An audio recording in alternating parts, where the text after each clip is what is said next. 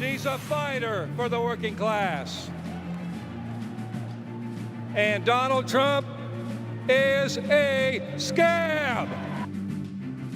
Welcome back to America Decides. The Harris campaign was, not surprisingly, quick to spread those words from United Auto Workers Union President Shawn Fain, doing so across their many social media pages. But will advocates like Fain actually help Harris prevent former President Trump from having a strong performance with union households, as he memorably did on his path to victory in 2016? I want to bring in CBS News investigative reporter Dan Klaidman for more. Dan, you have a piece that talks about this. First of all, express for our audience the importance of union households in the blue wall, quote-unquote, states, Pennsylvania, Michigan, Wisconsin.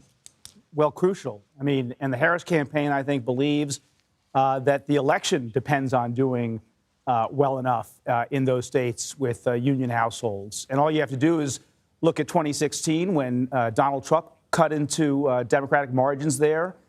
Hillary Clinton did not do as well as Democrats normally do. Unions are a staple of the Democratic Party. Those few percentage points, particularly in the blue wall states, Michigan, Pennsylvania, and to some degree, although a lesser extent in Wisconsin, that was the whole ball game. And then Joe Biden bounced back in 2020 with the union voters, and he won those three states. So they are absolutely crucial in 2024. Harris campaign knows that. They are focused like a laser on union voters. And the President Biden likes to describe himself as the most pro-union president in American history. Based on your reporting, what does the Harris campaign believe her image is within union households? As strong, nearly as strong, or she has some work to do compared to President Biden? You know, right now, the polling looks like there's roughly parity between what she has now and what Joe Biden had in 2020. But, you know, that may just be because she's been part of that administration. I think she's going to have to do a lot of work to maintain that and perhaps even gain on it. Joe Biden worked for decades to cultivate that image as Scranton Joe. And he has that middle-class background that helped him connect with union voters, their aspirations, and their plight.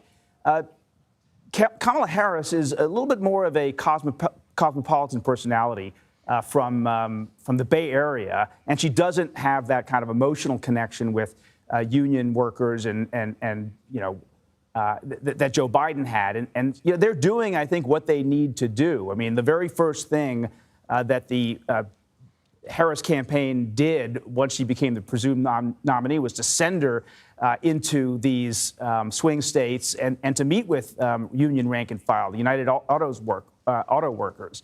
And if you paid attention to her speech in Chicago, she was nodding at working class voters throughout it. She was talking about having worked at McDonald's when she was in college. She talked about the neighborhood she grew up in, which she described as a working class neighborhood of construction workers and firefighters and nurses.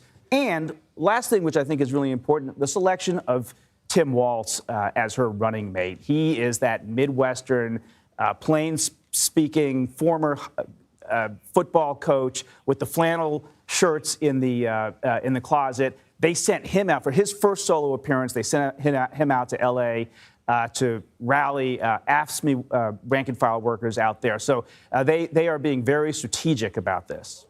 And as you well know, Dan, and I do too, having covered Trump for many, many years, he loves to talk about what he perceives, and there's some data that backs him up on this, a divide between union leadership and rank and file membership. Rank and file defies the union leadership, oftentimes in Trump's point of view, and votes for him, even though the leadership and the union itself endorses a Democrat.